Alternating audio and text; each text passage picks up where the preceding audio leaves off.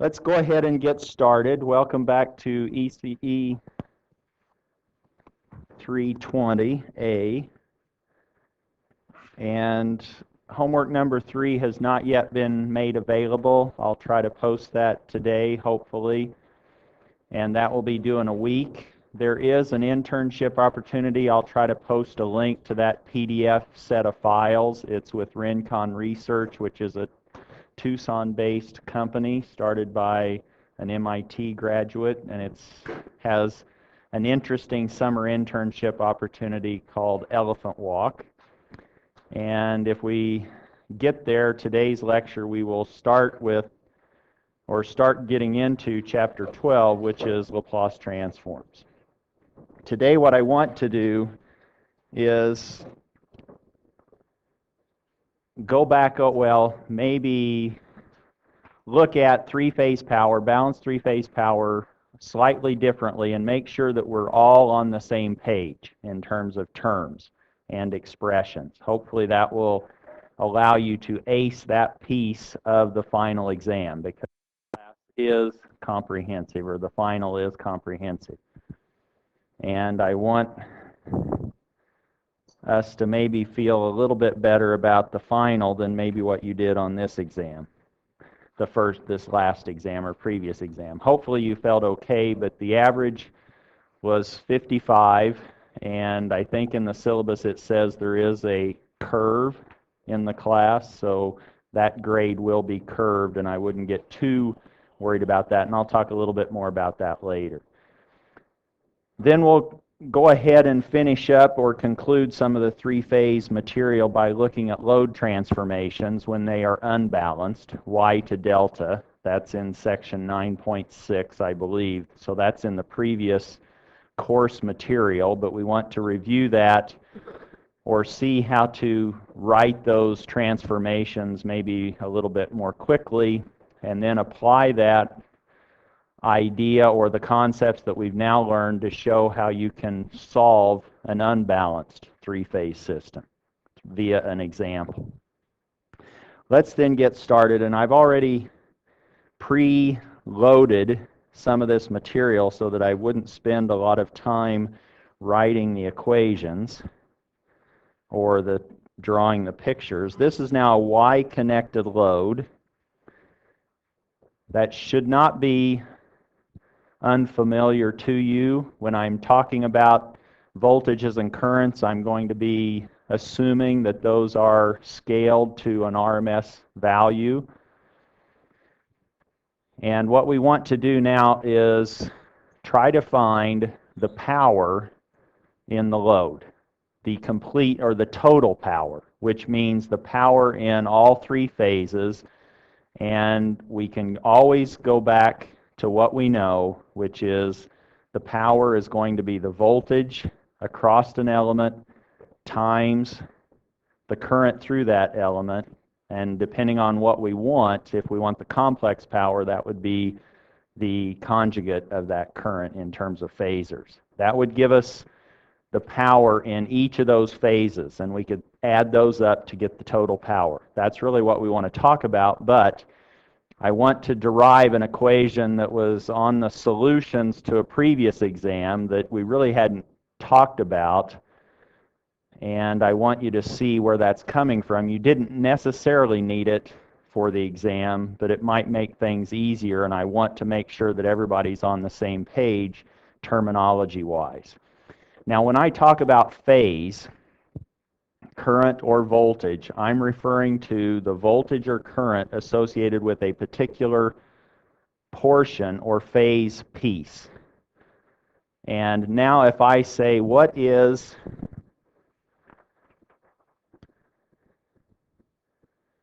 and so you'll need to memorize this diagram. What is V sub A in? Is it a line voltage? Is it a phase voltage? V sub A in. How many think it's a phase voltage? Because that's the voltage across a particular phase, and that's what we could call a phase voltage. Let's then say that that's our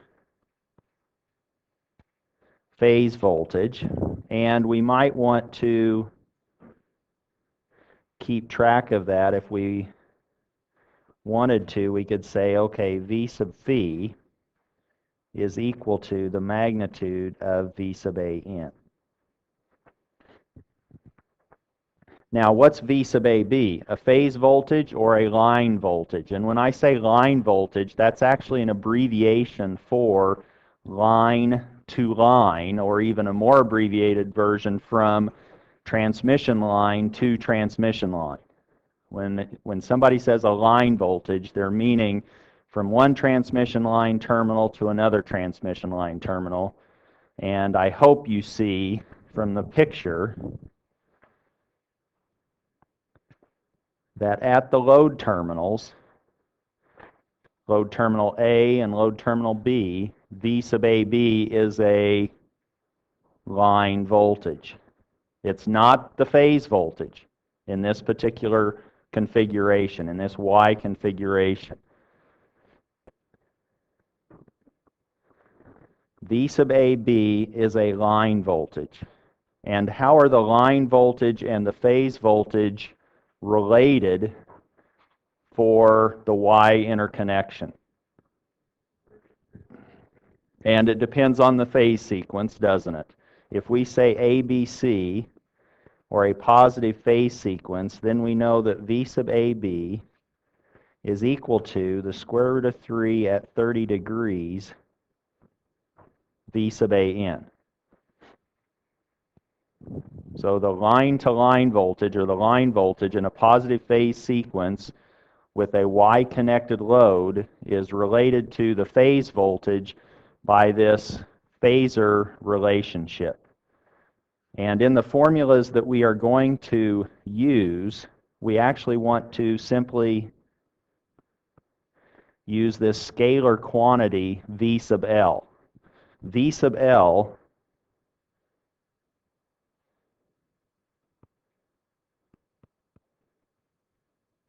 is what I will simply call the line voltage, and it's really the line voltage magnitude. It's not the phasor form. It just includes the magnitude of the line voltage. This then, by definition, or the way that I'm defining V sub L, and I think what I need to do the next time I go through this material is maybe call V sub D for the load voltage, so that you don't confuse V sub capital L with the load voltage. It's actually the line voltage. But that's why it can get confusing. Relative to the phase voltage, how is the magnitude of V sub AB, or the line voltage, related? What's V sub L relative to V sub phi? It's bigger by this square root of 3. And we're going to use that in a minute. What's V sub t? Do you remember where that was in the figure? Can you find it? This is Where's Waldo. Up in the top, that's our transmission line voltage. Whoops, I just answered the question. And some people, I think, on the exam were thinking that's what I meant by the line voltage. That's not the line voltage. That's the drop across the transmission line impedance. And so if I was talking about that, I would actually want to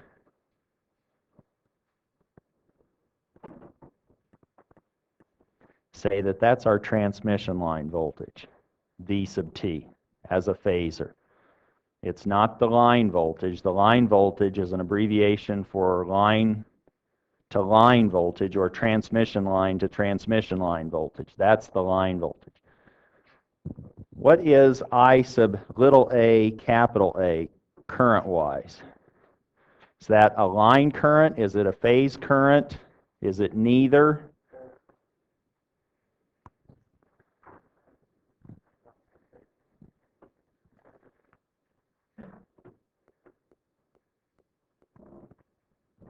It's the transmission line current, and in this case, in this configuration, in the Y configuration, it is also the phase current. It's both.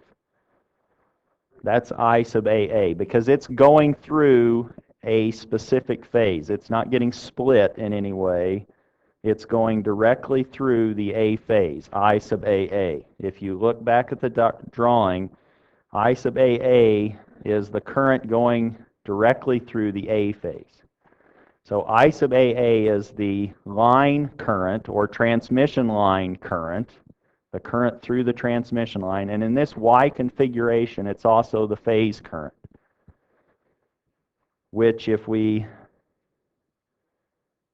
wanted to, we could say something like, okay, I sub phi is then the magnitude of I sub AA, which is, in this case, the phase current magnitude, I sub phi. That's just a number, but it's an RMS number. Now that we have all of these quantities, we have phase current, we have phase voltage, we have line voltage, we have line current. What we want to do is eventually express these powers in terms of two quantities that really aren't directly associated with any one phase. We want to express the powers in terms of the line voltage and the line current. And in this case, that's not associated with any one phase. Does everybody see that? The line current is a phase current, but the line voltage in this case is not the phase voltage. But if we wanted to find the real power in phase A,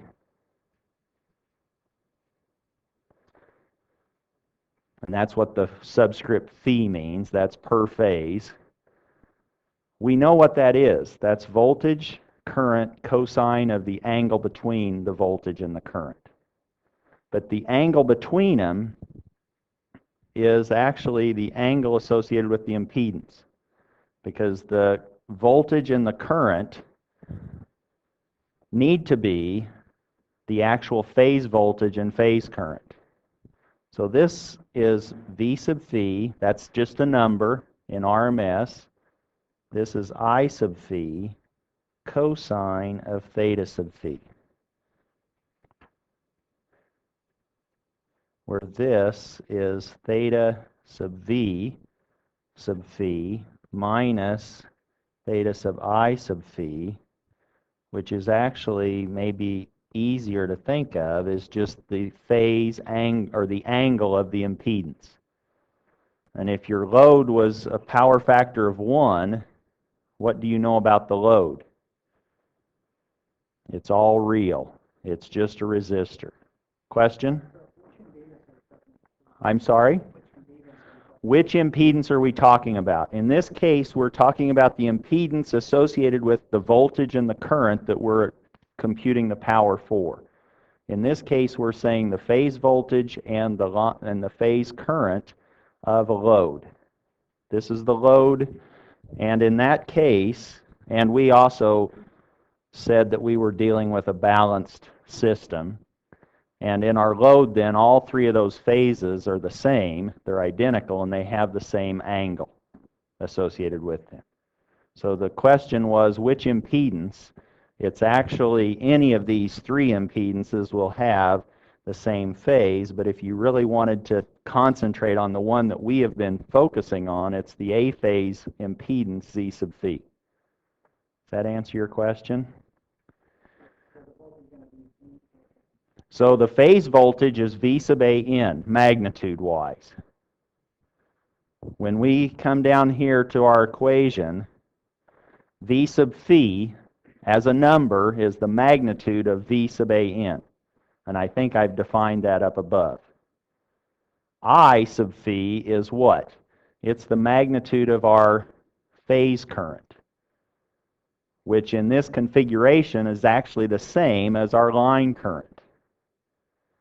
Now, what I want to do is rewrite this power formula in terms of,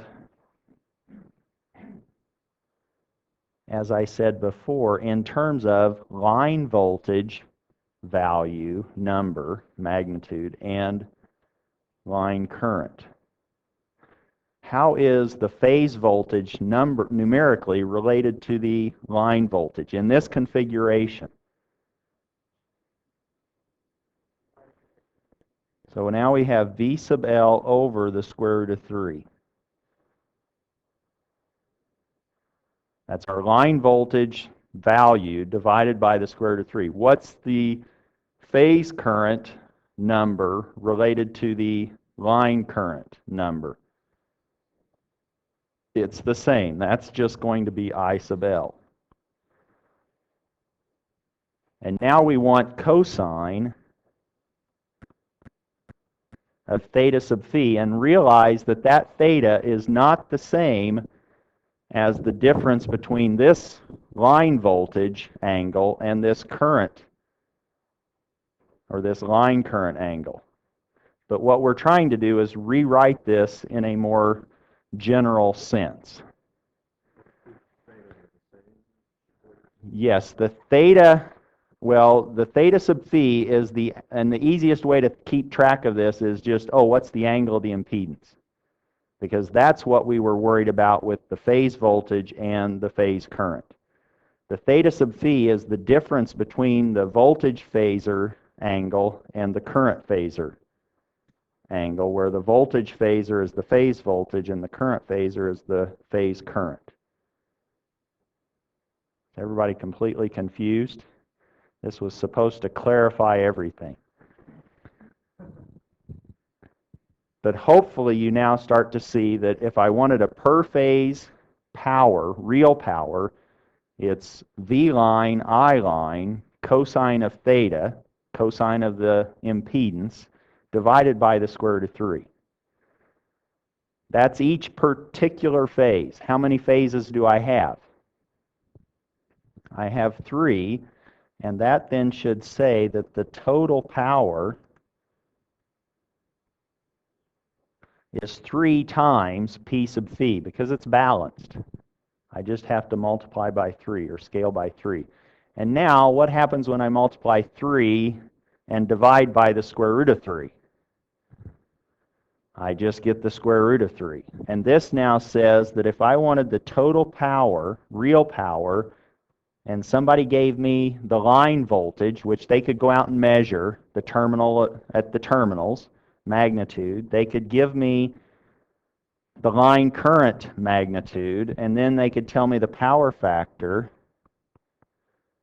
and I now have the total power, real power, consumed by the load in terms of line voltage, line current, and the power factor. Is that clear? And that's where that crazy square root of 3 comes from. But the reason it comes from that is because of, we want 3 times each phase's power, but in this case, the line voltage is bigger than the phase voltage by this factor of square root of 3. Questions on that? And now we can simply carry that to all the other pieces. We could talk about the reactive power, which we could say is Q sub phi. And can I simply write it down? We know it's phase voltage times phase current times sine of theta phi. But we know the relationship between the line voltage and the phase voltage, and the line current and the phase current. And so now we can say that we have V sub L over the square root of 3, I sub L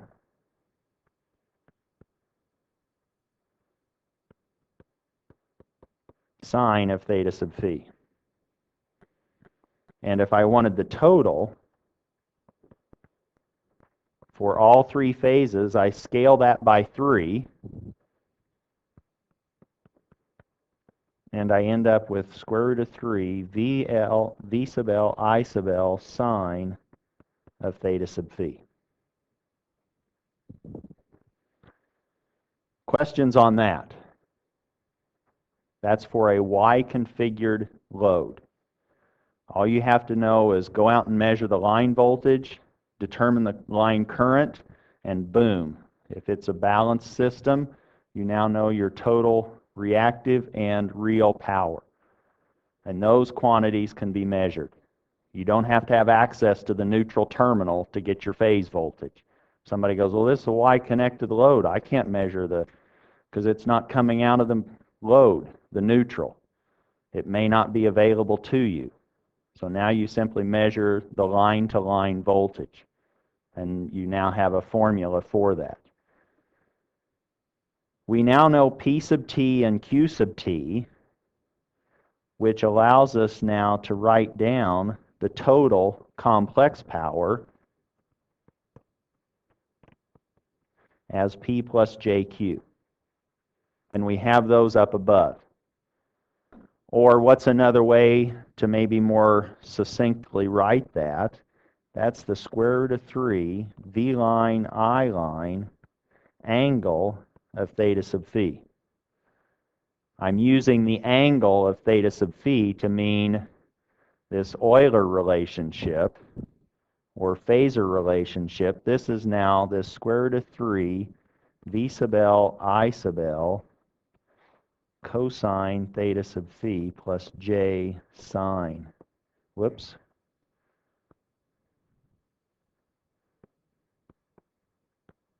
Theta sub phi. And that, if you multiply it down, is P total plus JQ total. Everybody okay with that? And this was for what kind of a load?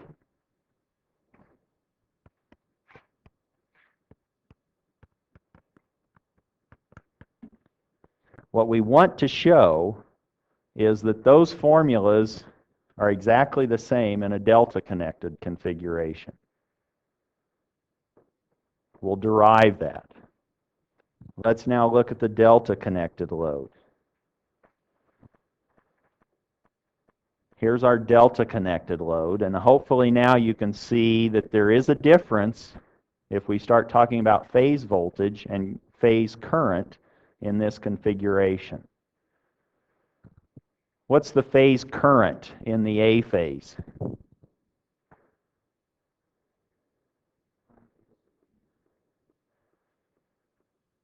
It's the current directly going through that A phase impedance. And in this case, it's I sub capital A, capital B.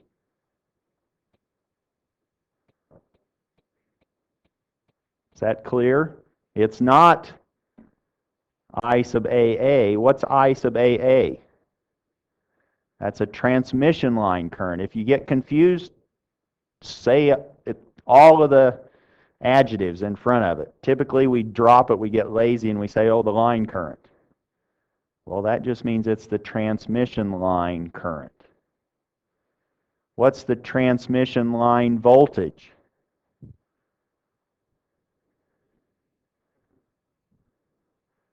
Oh. Okay. What's the line-to-line voltage? That's what I meant to ask. You guys were correct. So if you heard the answers over the microphone, I asked for the transmission line voltage, which is actually V sub t. Does everybody see that? But I really wanted to know what's the transmission line to transmission line voltage, or the line to line voltage, which gets abbreviated to line voltage. That's V sub AB, capital AB. Does everybody see that? All right, so let's label these now underneath. V sub AB, what is it? Why do I have it twice? It's also the phase voltage in this configuration. Are we okay with that? And what do we know then about V sub L as a number?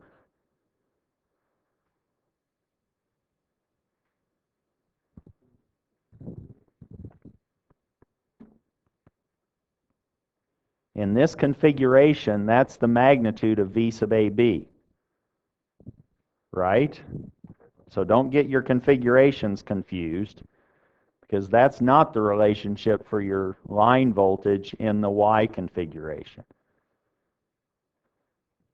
Is that okay?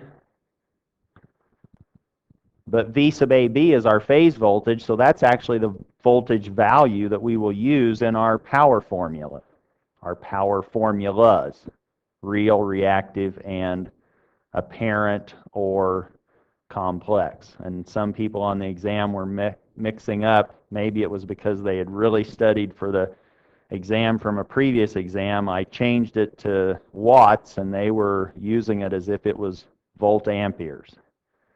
They were using reactive power instead of real power on some of the problems. But I changed the units, and I want those units to clue you in onto what kind of power you're dealing with.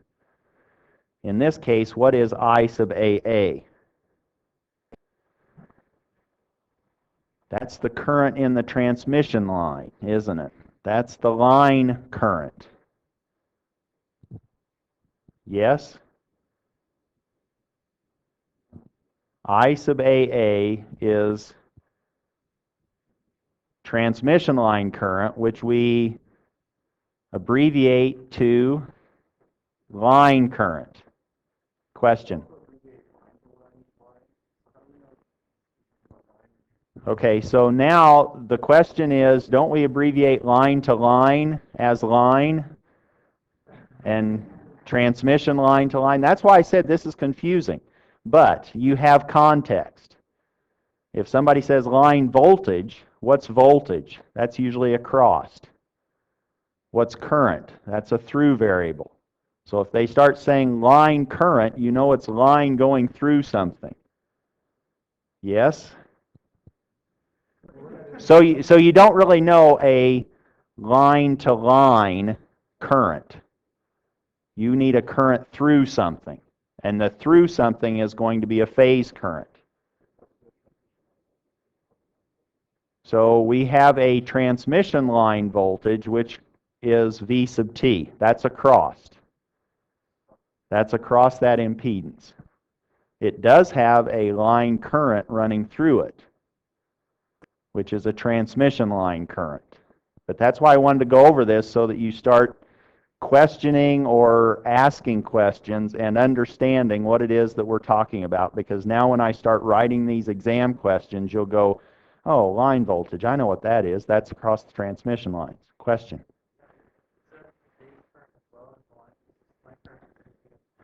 You tell me, is the phase current in this configuration the same as the line current? No. So the phase current is where? Or what's the, in the A phase, what would you say is the phase current in this configuration? I sub capital A, capital B. Does everybody see that? What's the current in I sub little a, capital A? That's our line current. What's on second? And who's on third? I don't know is going from A to A. IAA is the line current, which is not the same in this configuration as the phase current. So when we haven't come down yet to the power formulas, but when we finally end up with our power formulas, we want to use the line current, the line voltage, and the angle of the impedance. So eventually we want to use the magnitude of I sub AA, the magnitude of V sub AB in this configuration in our formulas. And now which impedance angle? It's in the load. So it would be the angle of, in this case, Z sub D, D meaning delta, for a delta impedance. I didn't want you to confuse that with C sub phi and saying, well, the power's different. So I just said this is a different impedance for this connection, and I'm going to call it Z sub D. For this illustration, I'm not going to write any of my formulas in terms of that. What did you tell me I sub AA was? Transmission line current or the line current. What's I sub AB? It's the phase current. And in this case, the phase current and the line current are not the same. Is that clear? We could call the phase current the load current. I sub AB in this case could be considered the load current. It's going through one of the phases. But that's just another term to introduce, and we already have enough, I think, because we had too many people on base. Right? Or not? Now, if I said, what's the line current in terms of a value, what is that value? If I said, give me a number, what's the magnitude of the line current, what current would you take the magnitude of based on what we just defined in this configuration? It's the magnitude of our line current. That's our I sub L. But how is the line current and the phase current related? That's what we need to recall. And I'm going to use a positive phase sequence. If we go back, we can derive this if we forget, or we can simply evaluate it by simply writing a KCL at the A node. We have two currents coming into that node, I sub AA and I sub CA, and one current going out, I sub AB. That's our KCL. We know then that we have I sub AA plus I sub CA going in and leaving was I sub AB. So that if I wanted the line current phasor, I could find it from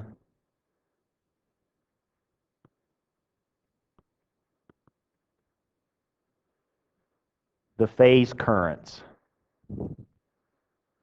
I sub AB, that's an ugly A. I'll try to clean it up. But you didn't make that typographical error in your notes. Minus I sub CA. Questions on that? And if you now just assume a magnitude for the phase current of, let's say, I sub phi, then we know that I sub AA is this square root of 3 minus 30 I sub AB. You can derive that, which now allows us to say that the line current as a number is related to the phase current numerically by what factor? Square root of 3. So the line current is a square root of 3 bigger than the phase current in this delta configuration. How were the magnitudes in the Y configurations related? They were the same. In this case, what do we know about the line voltage and the phase voltage magnitudes? They're the same. Now let's compute some powers. If we want the real power for the delta configuration, just one phase of it, we take the phase voltage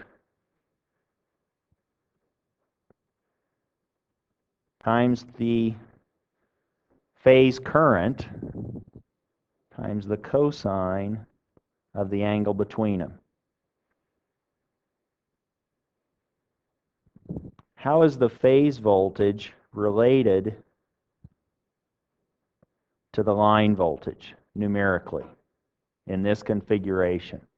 They're the same. You just told me they were the same. So this is now V sub L. How is the phase current magnitude, I sub phi, related to the line current magnitude? It's a factor of square root of 3. In this case, we need to take I line divided by the square root of 3. So now if you're getting really particular, where that square root of 3, what it's divided into, now is the current and not the voltage in the delta configuration. And this is now times cosine theta sub phi. If that's the case, what's our total power, real power? It's 3 times p sub phi, which now we can clean up the constants and say, oh, that's the square root of 3, v line, I line, cosine theta phi, and that should look eerily familiar. That's exactly the same formula we derived in the y configuration. Now you don't need to know what's in that black box, how it's configured, whether it's a y or a delta. If somebody gives you the line voltage and the line current, you can determine the power. Is that clear? You don't have to know the configuration of the load. You do need the power factor, that's correct. You would have to either be told the impedance, which you could then from the impedance you could get the angle of that impedance, and that tells you the relationship between the voltage, the phase voltage, and the phase current. And that's what you really need. That's the angle you need. Question?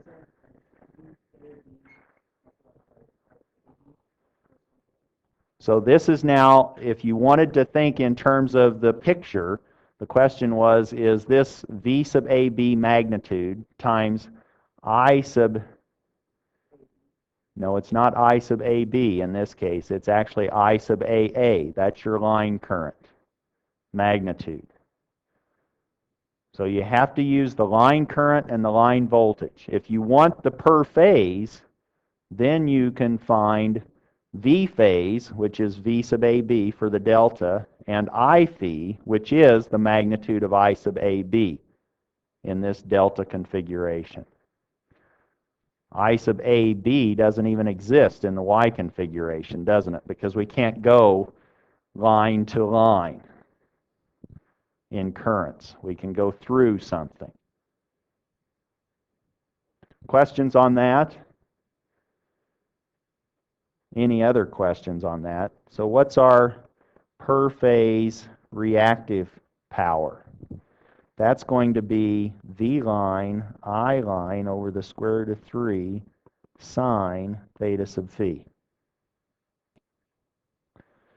And if we want the total reactive, that's 3 times Q sub phi, which is this square root of 3 V line, I line, sine theta sub v. And now we've convinced ourselves, hopefully, by deriving the 2 different formulas in 2 different configurations, that indeed we have exactly the same formulas, independent of the configuration. All we need is the line voltage and the line current, and the power factor, or the impedance, or the angle of the impedance of your load. Questions? Yes.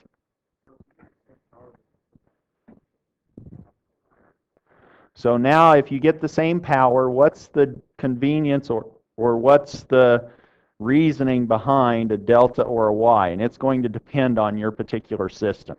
It may just be that, and I'm not an expert, but you may have reason to have a delta configured load versus a y. But you could actually hook them up in parallel. It doesn't matter. As long as you go what? Terminal A to terminal A, terminal B to terminal B, and terminal C to terminal C, and you keep the, in this case we're using passive loads, but it would be a positive phase sequence if you were connecting up generators or sources. You would have to have the same phase sequence to connect them up in parallel. Now our total power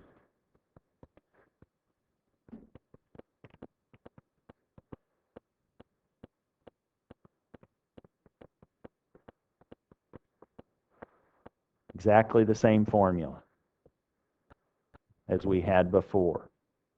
Or this is now the square root of 3 v line I line cosine theta phi plus j sine theta phi.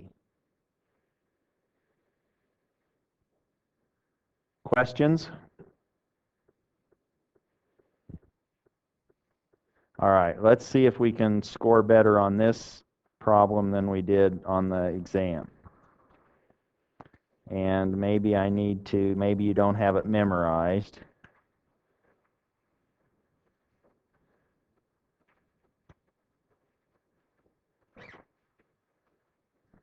Here's the question.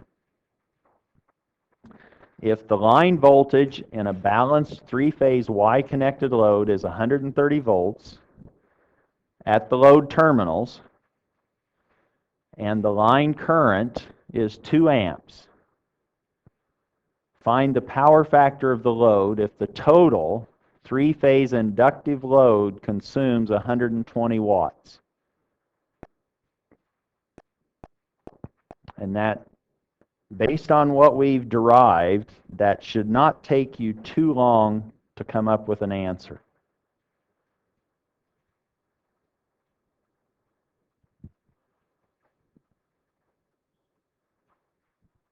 So this is an in-class participation.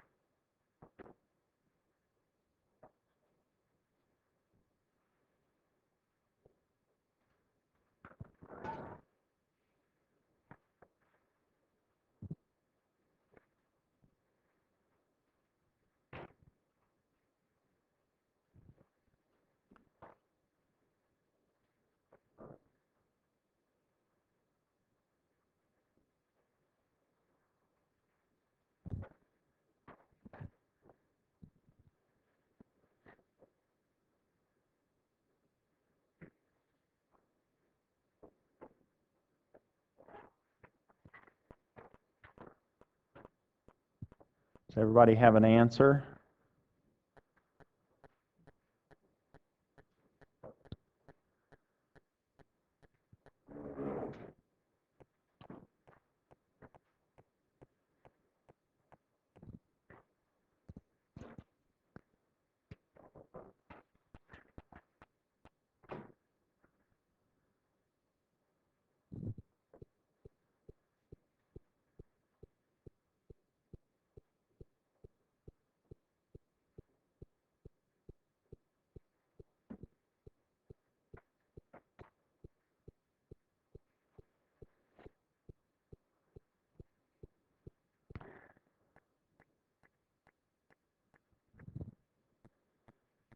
What did somebody get for an answer? 0.266. And I was looking for one more thing. If I'm asking for a power factor, I thought I made this really, really clear, but obviously not. You need to tell me whether it's leading or lagging to get all of the points. So if you forgot to include that, you lost 7 out of the 8 points. No. You lost 1 out of the 8 points for not including leading or lagging. But it's given to you, isn't it? What is it?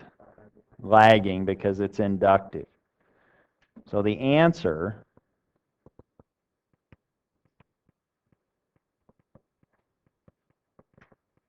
And I would like to think more than 46% of you got that right today versus on the exam on Thursday. How many got that right just now? Not on the exam. Just now? Still 46%. Wow, obviously we need to change something here. What was I looking for? We derived the total power formula. That was this square root of 3 v line I line cosine of theta sub v. What part of that equation am I wanting you to find? Just the cosine of theta phi, or the angle of the impedance. This is now what I'm wanting you to solve for. I've given you everything else. All you have to do is solve for PF. So take capital P sub t and divide by the other three values, the square root of 3, v sub l, and I sub l. Those were all stated in the problem. Question? Yes, the theta sub phi is the same as theta sub v minus theta sub I, associated with the load in question. And so I didn't give you any information about the angle of any of the voltages or currents, and you don't need it. You just need to find that angle, or the power factor in this case. Is that clear?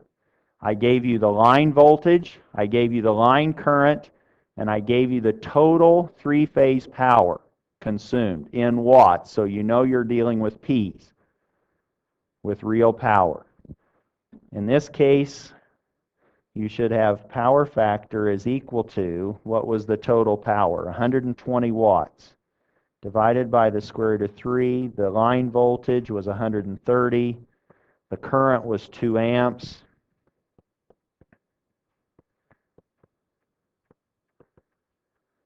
and you're done. Now, let's talk about unbalanced loads, or if we did have unbalanced loads, what we would do, and in particular,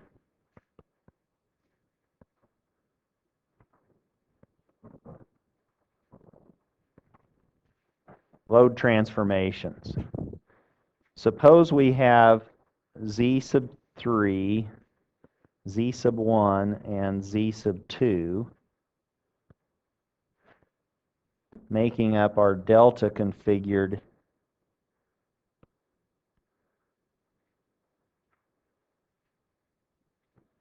that's not how I wanted it configured.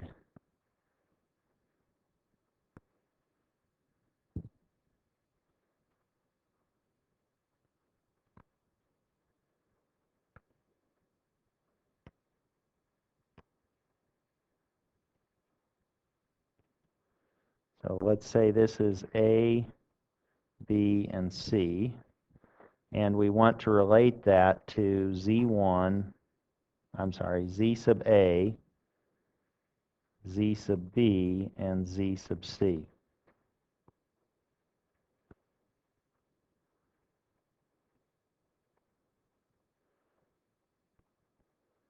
A, B, C. And if A, B, and C subscripts on the Z's and the 1, 2, 3 subscripted Z's are different, then how do we find Z1 if we're given Z sub A, Z sub C, and Z sub B, for example? Or how do we find Z sub 3? In that case, we're wanting to go from a Y to a delta transformation. And we may be given the Z1, Z2, Z3, and now you want to find one of the ZA, ZB, or ZC. And it's important to put them in this particular configuration. Z3 up top, Z1, and then Z2 with ABC terminals appropriately labeled. And ABC, that's a little easier to keep track of because the A is going to the A terminal, the B is the B terminal, and the C is the C terminal. These are your delta and Y configurations. For the unbalanced case,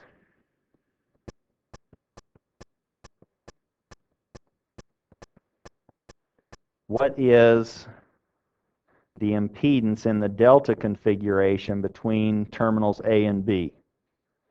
Now we leave C unconnected.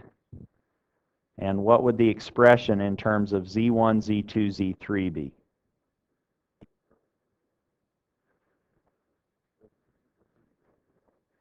Okay, we have the series combination of Z2 and Z3 in parallel with Z1. So Z1 is in parallel with Z2 plus Z3. Does everybody see that? In the delta configuration, we would have between A and B, we would say Z1 times Z2 plus Z3 all over Z1 plus Z2 plus Z3. In the Y configuration, what's the impedance between terminals A and B? If you pulled out your ohm meter, what would it read? It's simply ZA plus ZB.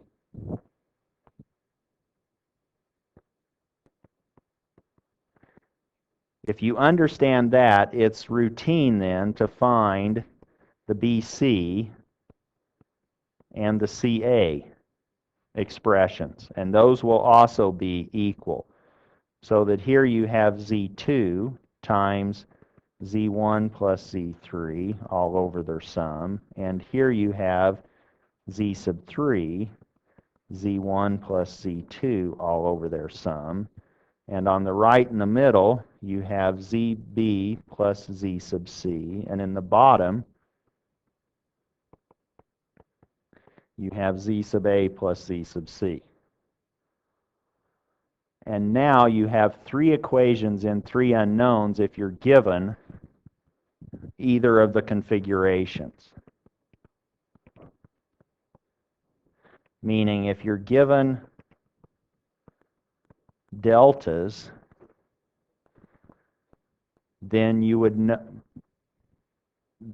have the 1, 2, 3s, and you would then need to solve for the ABCs, and you have three equations in those three unknowns. If you look at that, you can actually find an expression for Z sub A if you take the first equation, subtract the second equation, that gets rid of the ZB. Now you have a negative ZC with the Z sub A. If you add the third equation, you get rid of the Z sub C. So if you say first equation minus the second equation plus the third equation, you will get 2Z sub A on the right-hand side.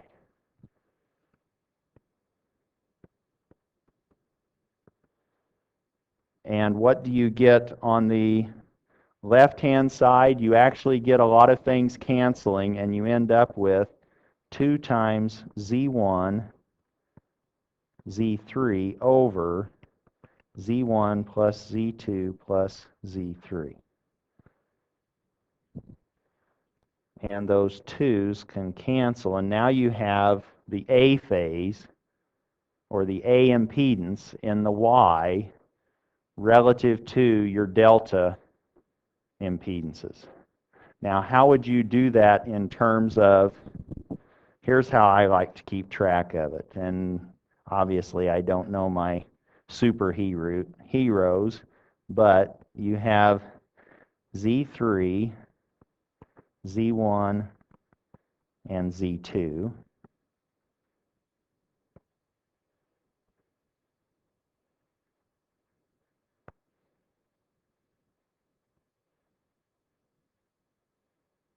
And inside that you have,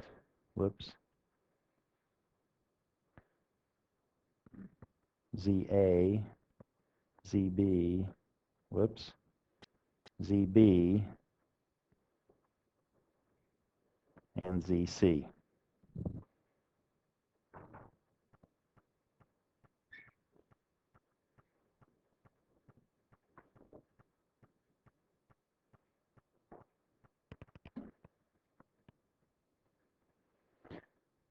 We were trying to find Z sub A. what you do is you look at Z sub A and you go, which two does it touch? It touches Z1 and Z3. That's what's upstairs. Z1 times Z3 is upstairs, and the sum of those delta configuration impedances is downstairs. Now if you wanted to find Z sub C, what would it be? Z2 times Z3 divided by their sum. It's what's touching that particular connection. If you go the other direction and want to go from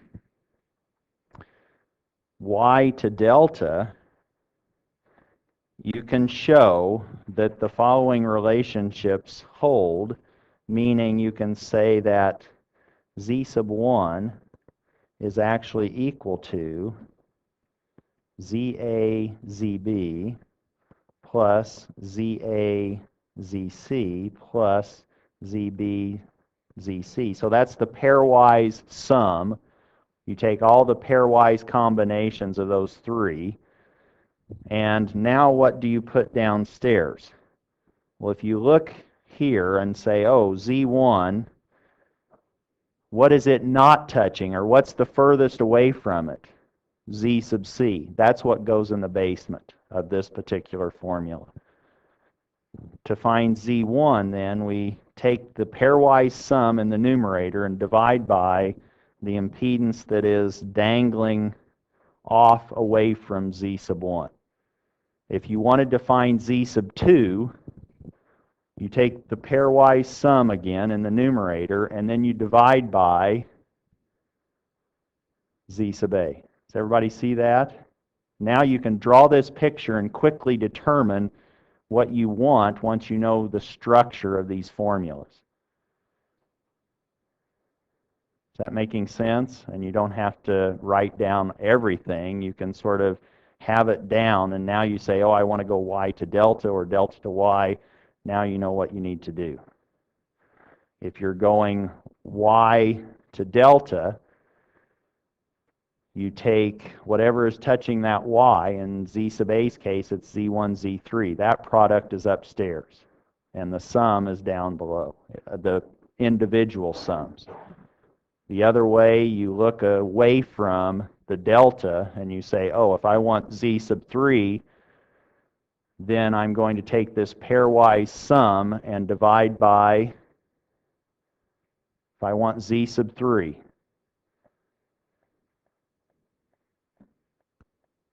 What's in the denominator of my expression? Z sub B. Is everybody okay with that?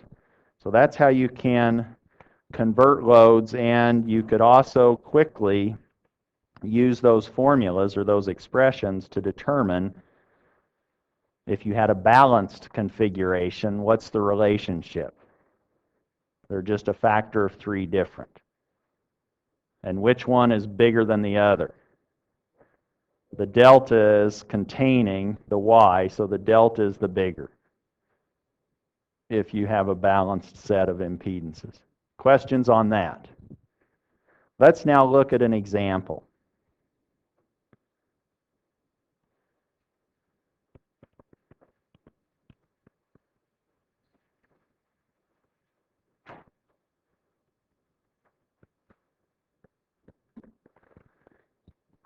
So now we have an unbalanced load problem, and let's say that we have the A terminal, and here is Z sub 3 is equal to J3, and the B terminal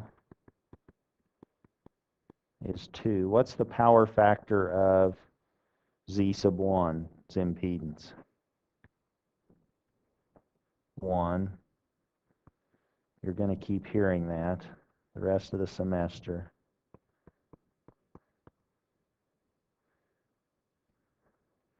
So there's our load, Z1, Z2, and Z3, drawn a little differently.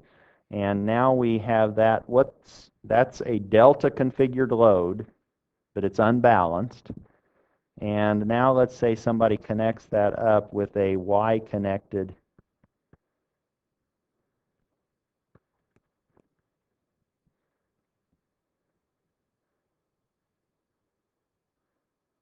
And we'll just simply neglect the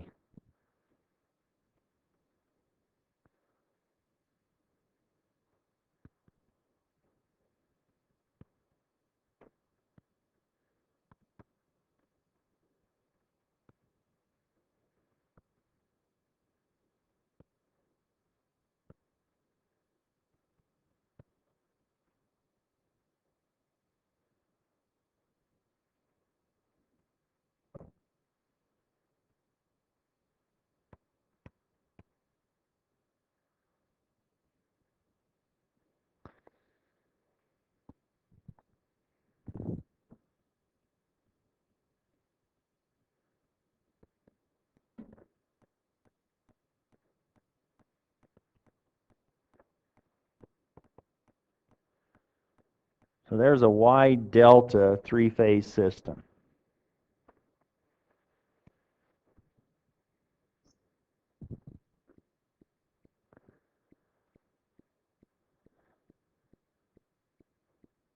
And you're asked to solve it. Or you may be asking for, or maybe you're asked for I sub AA. Or if I give you I sub AA, can you tell me what I sub BB is?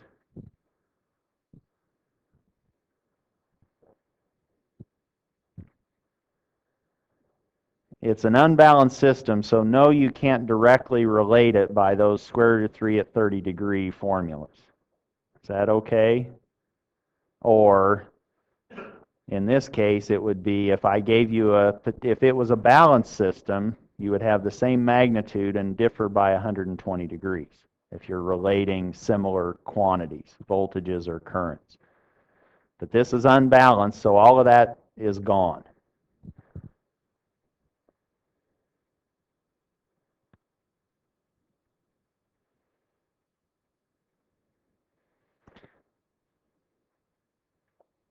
Now, if I would simply re-sketch this a little differently and sort of flip the two terminals down below and make B on the left and C on the right, it would make it a little cleaner. Do you see that? You would now have a couple of sources together with that Z sub 3 impedance, and really you have a mesh problem, correct? This is a planar system if I just redrew it. And a planar system you can apply mesh analysis to, and you would then have how many meshes or window panes? 3. So now you have 3 equations and 3 unknowns, and you could solve it that way. But what do we see about the Y source? Are they balanced? And in what sequence are they?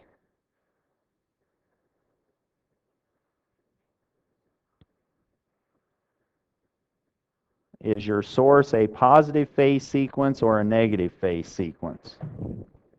And now you can sketch it, can't you? You can sketch the A phase is at 0 degrees, the B phase is at minus 120, and the C phase is at plus 120.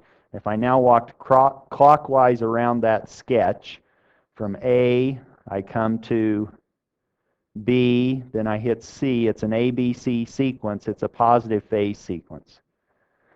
Would this help if I would convert that phase, if I would convert the sources to a delta?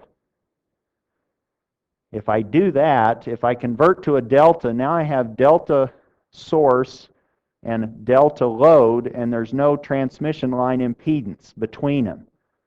And now I would just have a voltage source right across an impedance, and I can do Ohm's law. So it might be easier, instead of doing 3 equations and 3 unknowns, is to actually convert your Y source to a delta source, because it is a balanced source. You can convert that. Does everybody see what I'm trying to argue? Let's now convert Y source to delta source. And initially, what do I have? I have V sub AB. Oh, yeah, so V sub AB is this square root of 3 at 30 degrees V sub AN. Yes? And that's why that difficult looking square root of 3 was in there to begin with, in the denominator.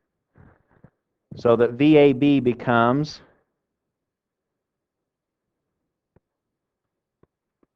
10 at 30 degrees. What's V sub BC?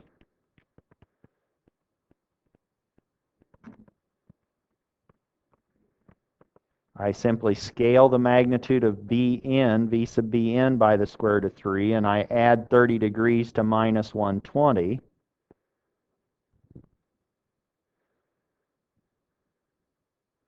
And I have a minus 90. Likewise for V sub CA,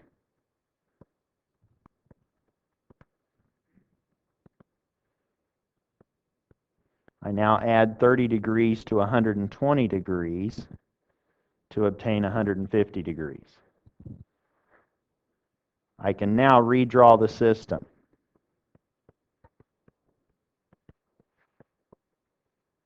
Or the circuit. And if I do that, I now have,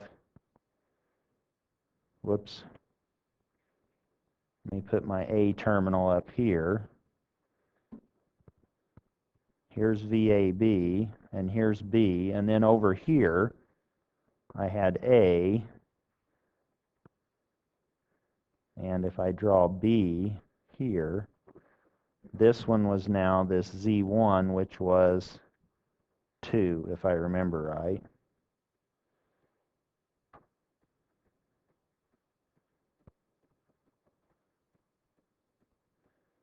And I can easily find the phase current. Yes? So that I sub AB is going to be V sub AB over Z sub 1. Or that's 10 at 30 degrees all over 2, or 5 at 30 degrees. And if somebody now wanted to know what I sub AA was, you would obviously have to connect up all the other branches of this delta delta, and then you would simply be looking at combining I sub AB with I sub CA to obtain I sub AA, the line current. And that might be easier than finding 3 equations in 3 unknowns, because now you have 3 decoupled first order equations to find the phase currents. Questions on that? If not, we will pause at that point and pick up with Chapter 12, Laplace transforms, on Thursday. Today's Tuesday. Wow.